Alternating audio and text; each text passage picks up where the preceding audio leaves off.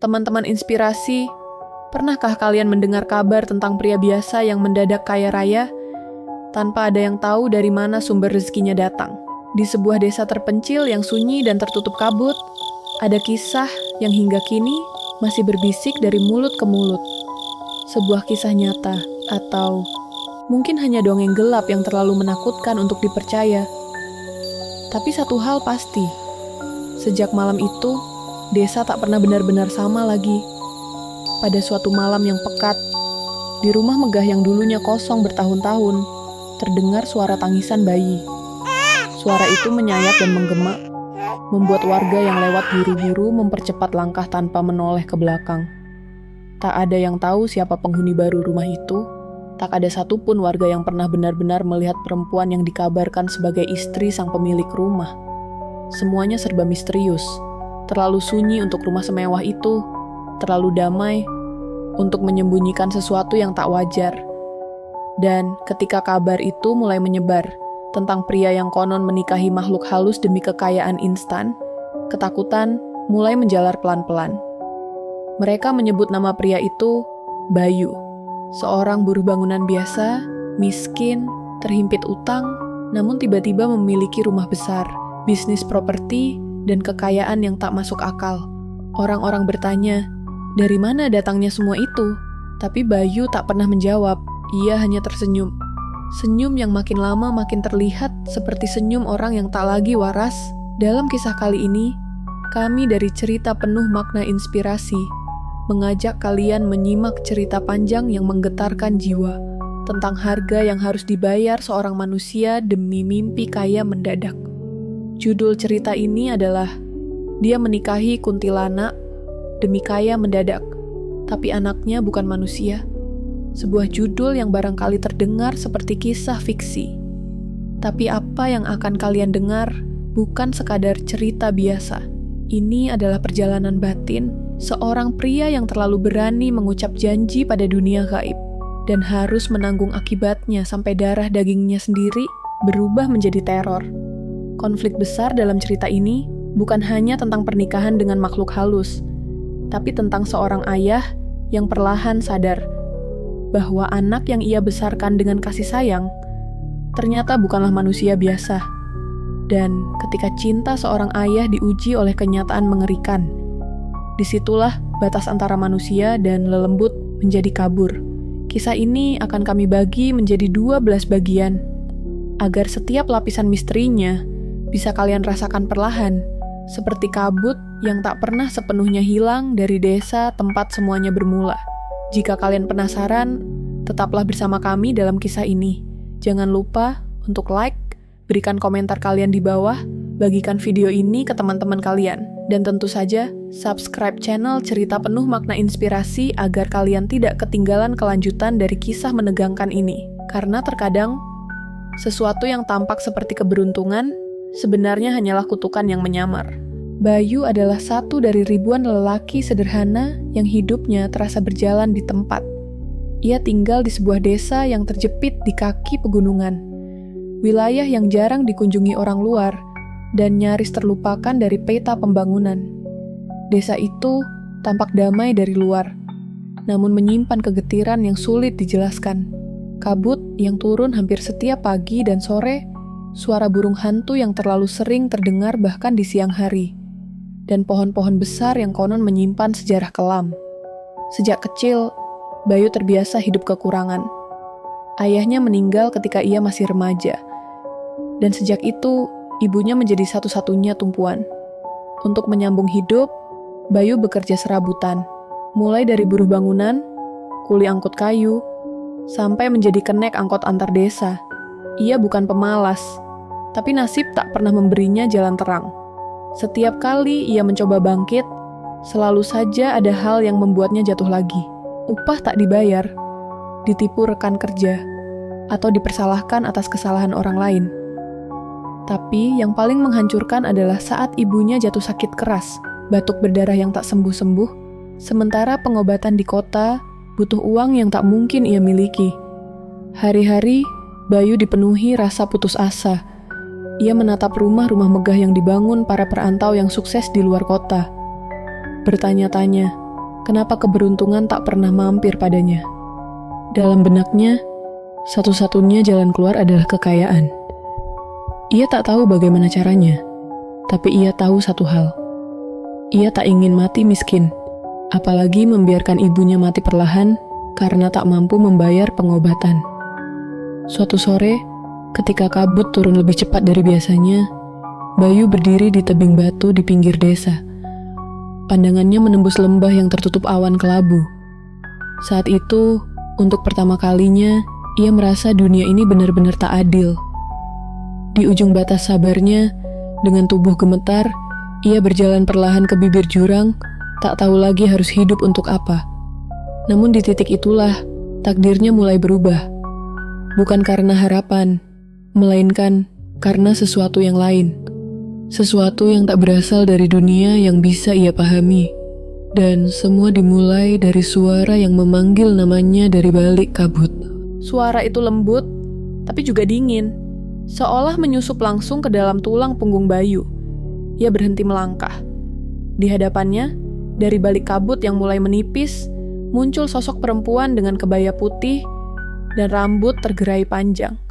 Wajahnya tak sepenuhnya terlihat, tapi gerak-geriknya begitu memikat. Perempuan itu berjalan tanpa suara, kakinya nyaris tak menyentuh tanah. Kabut seolah membuka jalan untuknya. Bayu terpaku. Ia tak tahu harus lari atau tetap berdiri. Tapi anehnya, tubuhnya seperti tak bisa bergerak, hanya bisa menatap. Perempuan itu mendekat, lalu berhenti tepat di depannya.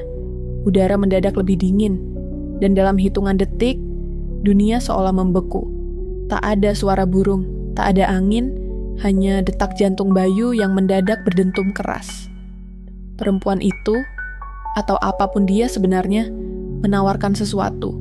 Tidak dengan kata-kata, tapi lewat bisikan dalam kepala Bayu. Tawaran itu sederhana, kehidupan baru, kekayaan berlimpah, kemakmuran bagi dirinya dan ibunya.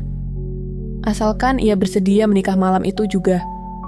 Sebuah pernikahan yang tidak membutuhkan persiapan, tidak membutuhkan saksi manusia, hanya kesediaan hati untuk menerima. Namun ada satu syarat. Bayu tak boleh melihat wajah istrinya sampai anak mereka lahir. Jika ia melanggar, maka segalanya akan hancur. Pikiran Bayu kacau. Tapi dalam kekacauan itu, satu hal muncul jelas di kepalanya, ibunya. Jika ini jalan untuk menyelamatkannya, maka ia tak peduli pada apapun yang harus ia bayar. Malam itu, saat bulan tampak separuh dan kabut belum juga sirna, Bayu mengangguk. Esok harinya, ia terbangun di rumah reotnya. Ibunya duduk di ruang tengah. Wajahnya lebih segar dari kemarin. Batuknya berhenti, demamnya hilang, dan yang lebih mengejutkan, di jari manis Bayu, tersemat cincin emas tua yang sebelumnya tidak ada. Ia menggenggamnya erat, menahan napas antara bahagia dan takut. Hari-hari setelahnya berjalan bagai mimpi. Seorang pria tua yang mengaku investor menawarkan modal. Proyek perumahan di pinggir desa mengalir lancar. Bayu tak lagi bekerja sebagai buruh. Ia jadi pemilik tanah dan kontraktor kecil. Mobil pertamanya datang sebulan setelah pernikahan gaib itu. Rumahnya direnovasi total, menjadi rumah terbesar di desa. Namun di balik semua itu, tak ada yang tahu satu hal. Siapa istri Bayu sebenarnya? Tak ada yang pernah melihat wajahnya. Hanya 1-2 orang yang mengaku mendengar suara perempuan menyanyi dari dalam kamar. Tapi tak satu pun berani mendekat. Dan dari dalam kamar itulah, malam demi malam, suara cekikikan kecil mulai terdengar. Seperti tawa, tapi bukan tawa manusia. Bayu telah membuat pilihan, tapi pilihan itu bukanlah akhir dari penderitaannya. Justru, itu adalah awal dari sesuatu yang lebih mengerikan. 3 bulan setelah pernikahan misterius itu, perubahan mulai terasa di dalam rumah Bayu. Bukan hanya dari kekayaan yang terus mengalir tanpa henti, tapi juga dari istri yang tak pernah menunjukkan dirinya sepenuhnya. Bayu tinggal serumah dengan seorang perempuan yang tidur di ranjangnya, namun selalu membelakangi, berbicara hanya dengan suara lirih, dan tak pernah keluar dari kamar kecuali malam hari. Ia tak berani bertanya lebih jauh, Ia sudah tahu sejak awal. Perjanjian itu datang dengan batasan. Dan batasan itu mulai menggerogoti kewarasannya. Pada bulan keempat, perempuan itu berkata bahwa dirinya hamil. Ia hanya berbisik di balik pintu kamar yang selalu tertutup dan menyampaikan kabar itu dengan nada datar. Tapi sejak saat itu, sesuatu dalam rumah mulai berubah. Udara lebih dingin dari biasanya, bahkan di siang hari. Bau anyir samar muncul di sudut-sudut ruangan. Kadang-kadang, Bayu mendengar suara napas berat seperti milik binatang. Dari balik kamar yang gelap gulita, tetangganya mulai memperhatikan juga. Mereka berbisik tentang sosok perempuan berambut panjang yang berdiri di balkon tengah malam. Beberapa warga bahkan mengaku melihat sesosok makhluk duduk di atap rumah Bayu, memandangi bulan dengan kepala miring, matanya menyala merah samar. Bayu mencoba menyangkal. Ia menyibukkan diri dengan proyek pembangunan dan bisnis barunya, seolah menutup telinga dari semua bisikan desa. Tapi semakin ia menolak untuk mengakui, semakin nyata gangguan itu muncul. Perabotan rumah tiba-tiba berpindah posisi, suara cekikikan anak kecil terdengar dari dalam sumur, dan yang paling mengganggu, suara perempuan menangis, seperti tangisan seorang ibu yang kehilangan anak. Dan pada bulan ke-6 kehamilan, istri Bayu berhenti bicara. Ia tak lagi berbisik di balik pintu. Ia hanya tertidur, siang dan malam. Tapi perutnya terus membesar dengan kecepatan yang tak masuk akal. Bayu tak pernah melihat langsung. Ia mematuhi larangan untuk tidak melihat wajah istrinya. Namun rasa penasaran itu kini berubah menjadi rasa takut. Ada sesuatu yang tumbuh dalam rahim perempuan itu, sesuatu yang bukan manusia. Hingga akhirnya, suatu malam, Bayu terbangun karena suara. Bukan suara istri, bukan suara binatang, tapi suara berdesis, dan suara tawa kecil, lirih, sangat dekat di telinganya. Ketika ia menoleh, pintu kamar itu terbuka sedikit. Padahal, selama ini selalu terkunci. Dan dari balik celah pintu, tampak mata kecil mengintip. Mata yang bukan milik bayi, tapi sesuatu yang jauh lebih tua, jauh lebih licik.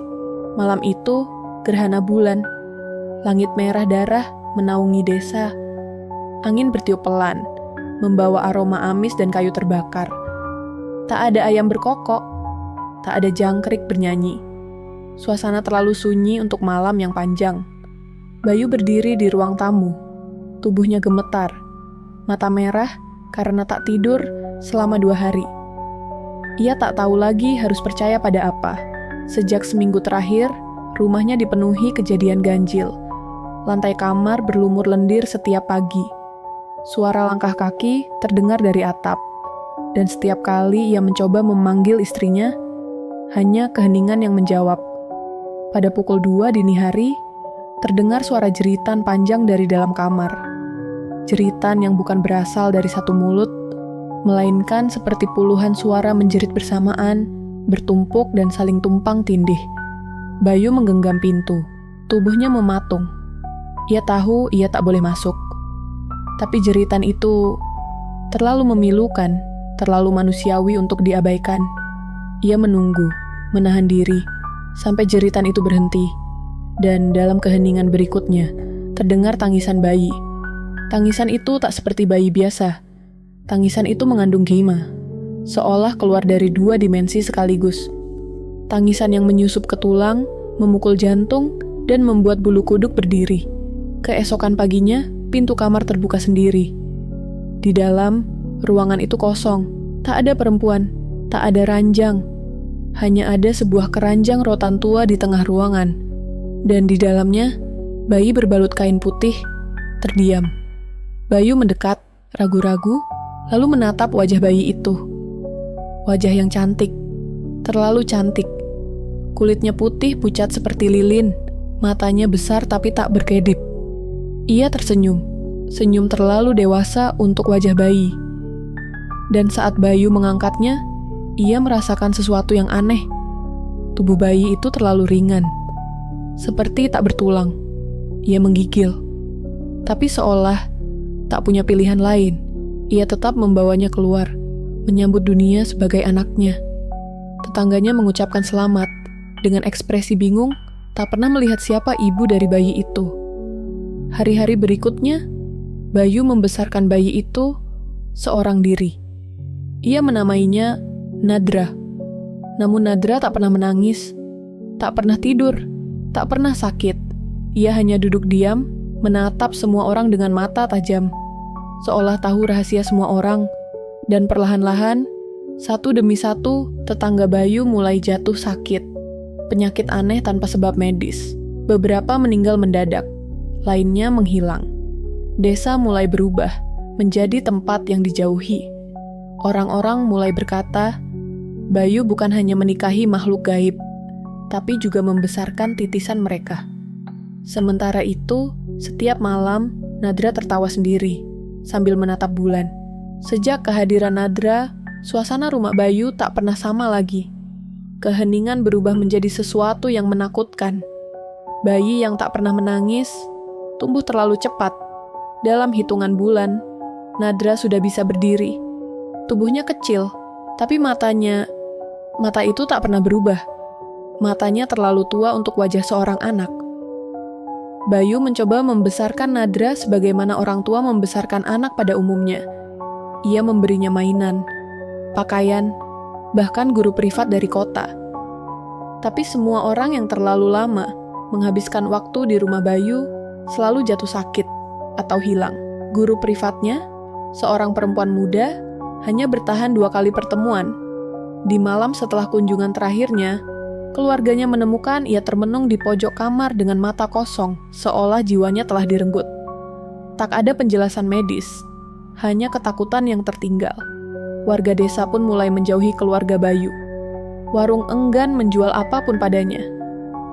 Anak-anak tak lagi bermain di dekat rumah besar itu. Bahkan, orang-orang yang dulu mengaguminya kini memilih berdoa setiap kali nama Bayu disebut. Bayu sendiri tidak buta terhadap semua ini, tapi ia terbelenggu. Kekayaan dan bisnisnya masih terus berjalan, lebih sukses dari sebelumnya. Namun semua pencapaian itu kini terasa hampa. Rumahnya penuh harta, tapi tak ada satupun yang membuatnya merasa hidup. Setiap malam, Bayu duduk di ruang tamu, memandangi Nadra yang duduk tenang di sudut ruangan. Tersenyum seolah tahu segalanya. Dan pada malam Jumat Kliwon itu, sebuah peristiwa mematahkan sisa kewarasannya.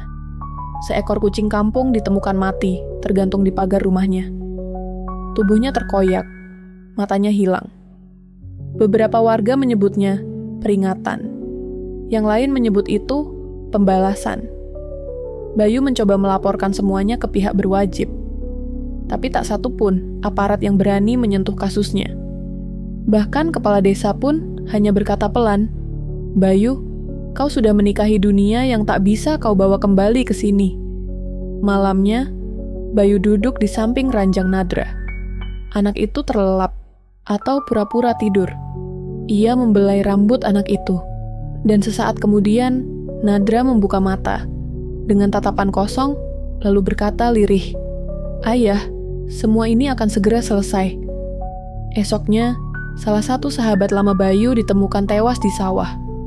Tubuhnya membiru, matanya terbelalak, dan tangannya mencakar tanah keras-keras. Tak ada jejak luka, hanya ekspresi ngeri yang membekas di wajahnya. Bayu sadar, Nadra bukanlah anak manusia. Ia adalah perpanjangan dari perjanjian yang ia buat dulu. Perempuan itu mungkin sudah pergi, tapi warisannya masih tumbuh di dalam rumah Bayu sendiri. Namun ia belum bisa pergi, belum berani meninggalkan segalanya. Dan dalam hatinya, satu pertanyaan terus berulang. Apakah seorang ayah boleh membenci anaknya sendiri? Suatu sore, Bayu memutuskan kembali ke rumah masa kecilnya. Sebuah rumah tua di pinggir desa yang sudah lama ia tinggalkan. Di sana, ia berharap menemukan ketenangan. Tapi yang ia temukan justru lebih mengerikan dari apapun yang pernah ia bayangkan. Ia bertemu dengan Pak Parman, seorang dukun tua yang pernah mengenal ayahnya. Lelaki tua itu buta, namun seolah tahu kedatangan Bayu bahkan sebelum ia tiba. Dengan suara serak dan perlahan, Pak Parman memanggilnya masuk, menyuruhnya duduk, lalu tanpa ditanya berkata, kau telah membuka pintu yang tak boleh dibuka. Dan anak itu bukan anak biasa.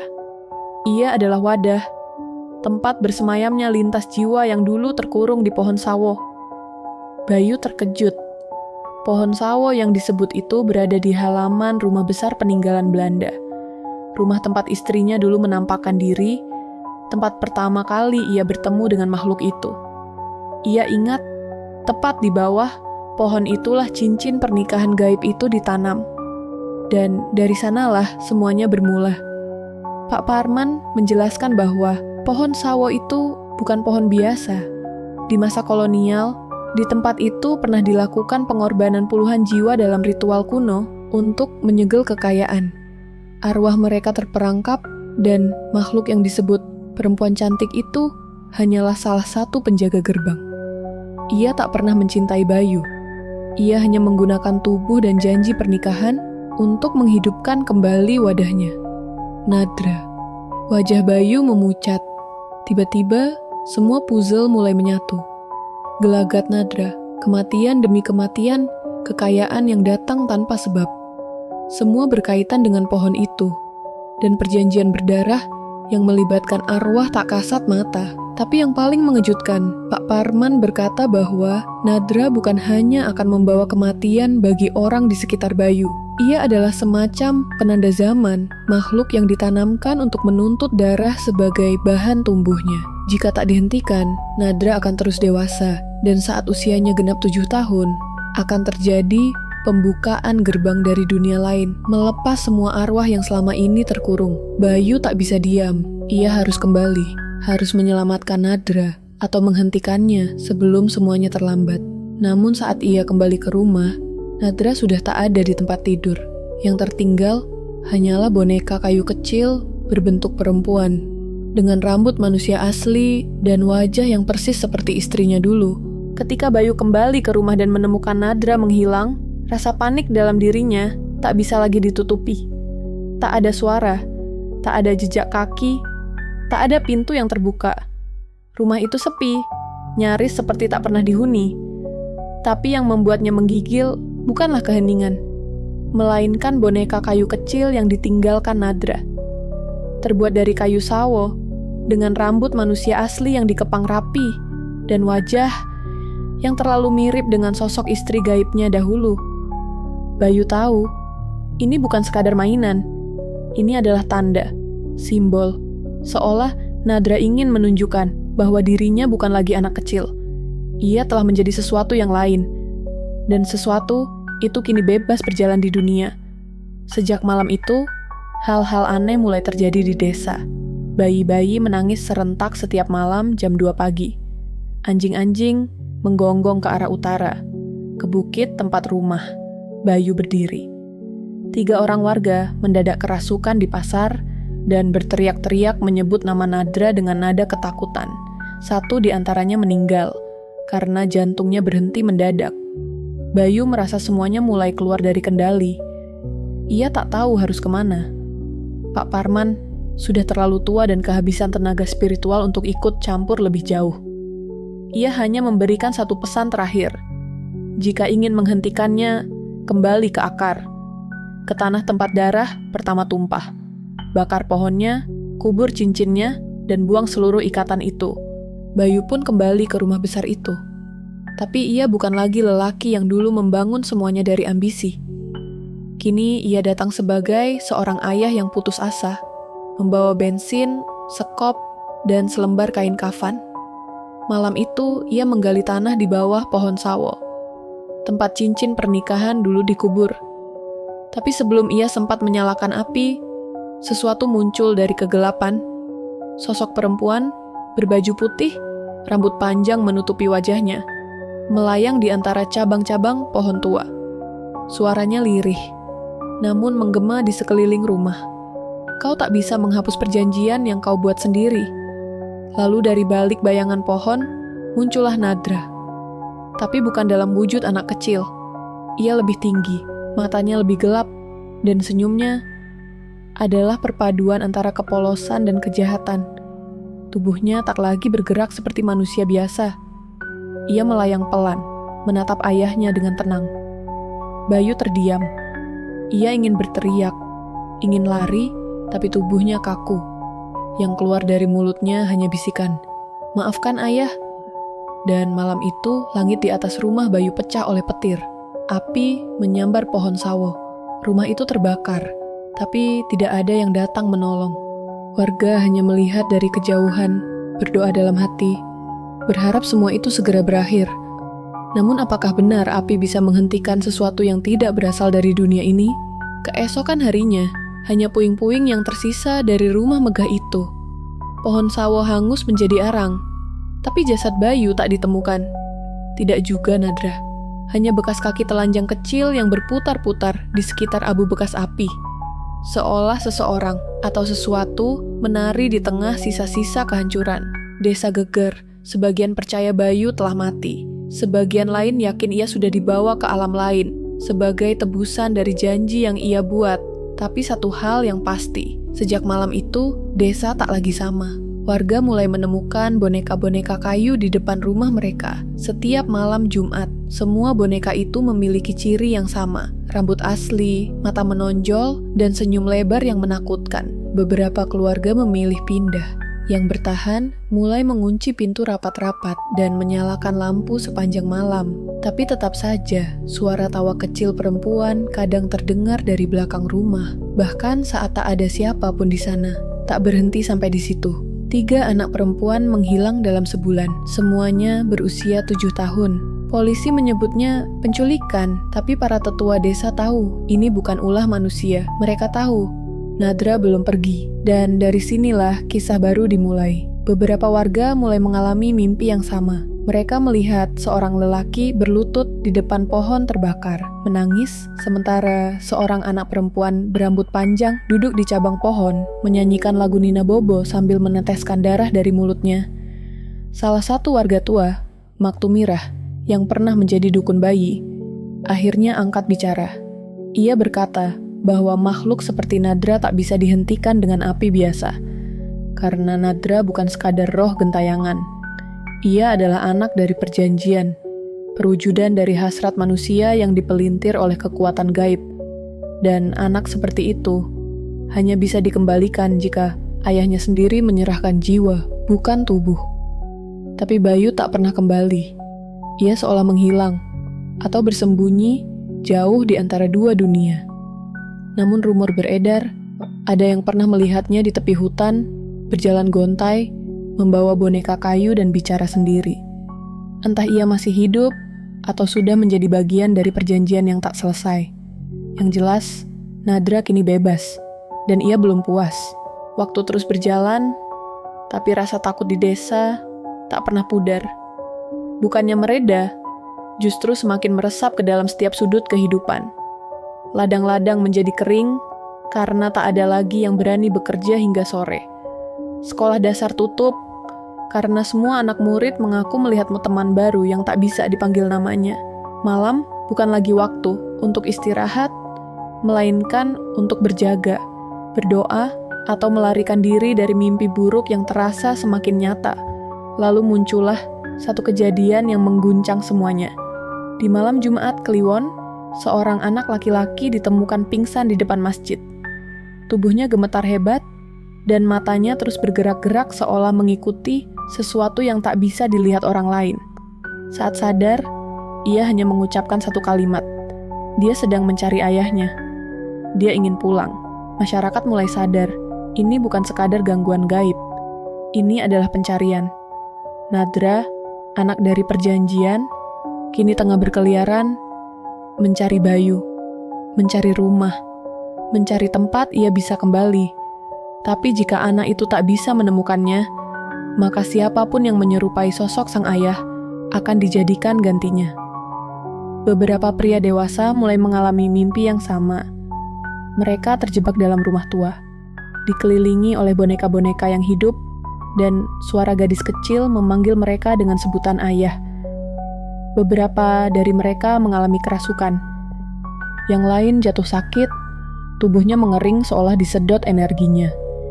3 di antaranya meninggal dengan kondisi mengerikan, mata membelalak, bibir tersenyum lebar, dan jari-jari menekuk seperti menggenggam boneka kecil yang tak terlihat.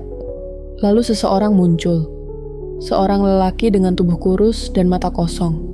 Ia berjalan dari arah hutan, masuk ke desa dengan langkah lemah. Tangannya menggenggam boneka kayu. Di lehernya tergantung cincin kawin berwarna hitam. Ia adalah Bayu, tapi bukan Bayu yang dulu. Ia tampak seperti manusia yang telah kehilangan semua harapan, semua rasa. Warga menjerit. Sebagian berlari, sebagian memeluk tanah dan menangis. Bayu hanya diam, menatap ke arah langit, lalu berkata dengan suara parau, "Aku datang untuk menyelesaikan ini, tapi dia sudah terlalu kuat." Dan dari balik bayang-bayang pepohonan, terdengar suara tawa kecil yang menggema. Suara itu melengking, memantul di seluruh desa, seolah berasal dari dalam kepala setiap orang. Malam itu, langit memerah, angin berputar liar, dan semua lampu padam bersamaan. Nadra telah tiba, dan ia tidak datang untuk bermain. Bayu tahu, ini akhir dari segalanya. Dengan langkah pelan, ia menuju pohon sawo yang telah hangus. Di tengah tanah yang pecah dan keras, ia menggali sesuatu. Sebuah kendi kecil dari tanah liat, berisi darah kering dan rambut manusia.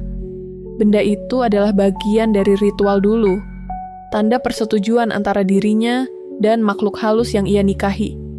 Kini, untuk menghentikan semuanya, ia harus mengulang prosesnya.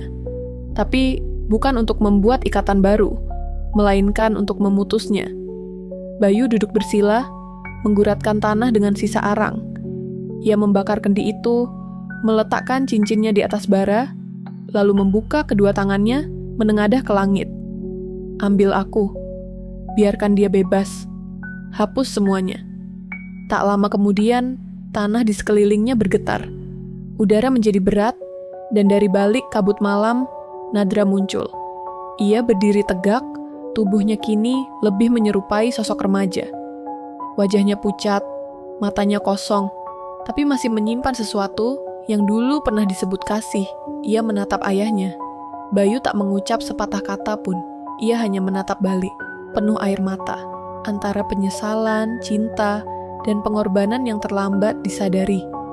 Nadra melangkah maju, tapi bukan dengan kemarahan. Kali ini, langkahnya lembut. Ia mendekat, lalu berlutut di hadapan Bayu. Di detik itu, dunia seolah membeku. Tak ada angin, tak ada suara. Hanya dua sosok yang akhirnya saling memahami bahwa takdir mereka tak pernah sepenuhnya salah. Hanya lahir dari pilihan manusia yang terlalu serakah. Dengan satu pelukan, tubuh Bayu mulai memudar. Nadra juga. Mereka seperti terserap ke dalam satu titik cahaya kecil, lalu hilang perlahan, seperti embun yang menguap sebelum matahari terbit. Dan pagi pun datang. Untuk pertama kalinya, setelah bertahun-tahun, desa terasa damai. Tak ada lagi suara tangis, tak ada lagi boneka. Angin pagi berhembus lembut, membawa aroma daun basah dan tanah baru. Rumah Bayu hanyalah puing-puing, tapi di tengahnya tumbuh pohon sawo muda, kecil, namun hijau dan segar. Warga tak lagi menyebut nama Nadra dengan ketakutan. Kini mereka mengenangnya sebagai cerita, pelajaran pahit dari sebuah keinginan yang dibayar terlalu mahal. Namun, apakah semuanya benar-benar berakhir? Di bawah akar pohon sawo muda itu, sesuatu masih terkubur, sebuah boneka kecil dari kayu, dengan mata menonjol, dan senyum yang perlahan-lahan mulai retak. Setiap pilihan dalam hidup selalu memiliki harga. Kadang harga itu terlihat di awal, kadang baru ditagih ketika segalanya sudah terlambat. Kisah Bayu adalah cerminan dari banyak hati yang terlena pada ambisi, keinginan untuk kaya mendadak, sukses sekejap, atau terlepas dari penderitaan tanpa usaha. Namun di balik semua itu, ada kekuatan tak terlihat yang siap menukar impian dengan kehilangan yang jauh lebih besar. Dia hanya ingin kehidupan yang lebih baik. Tapi jalan pintas yang ia tempuh justru membawanya ke dalam pelukan kegelapan. Menikahi makhluk halus demi kekayaan mungkin terdengar mustahil. Tapi dalam keheningan malam, siapa yang tahu janji apa yang diam-diam diucapkan oleh mereka yang putus asa? Dan ketika anak yang lahir dari perjanjian itu bukan manusia, Ketika cinta bercampur dengan kutukan, maka tak ada lagi ruang untuk mundur. Hanya pengorbanan yang tersisa. Teman-teman inspirasi, dari cerita ini kita belajar bahwa kebahagiaan sejati tak pernah lahir dari jalan singkat. Setiap berkah memiliki waktunya sendiri. Jika kita terlalu tergesa, bisa jadi yang datang bukan rezeki, melainkan bencana yang tak bisa dihapus seumur hidup. Bagaimana menurut kalian? Apakah menurut kalian Bayu pantas ditebus dengan akhir seperti itu? Apakah cinta bisa lahir dari perjanjian gaib? Atau semua ini hanyalah akibat dari manusia yang melupakan batasnya? Tulis pendapat kalian di kolom komentar. Jangan lupa untuk menyukai video ini. Jika kalian merasa cerita ini menyentuh atau menggugah, bagikan kepada teman. Dan pastikan untuk menekan tombol subscribe agar tak ketinggalan kisah penuh makna lainnya dari channel Cerita Penuh Makna Inspirasi. Akhirnya, ingatlah baik-baik judul ini. Dia menikahi kuntilanak demi kaya mendadak, tapi anaknya bukan manusia. Sebuah pengingat bahwa tidak semua keberuntungan adalah anugerah, dan tidak semua anak adalah titipan dari Tuhan. Sampai jumpa di kisah penuh makna berikutnya. Tetap bersama kami, karena setiap cerita menyimpan pelajaran.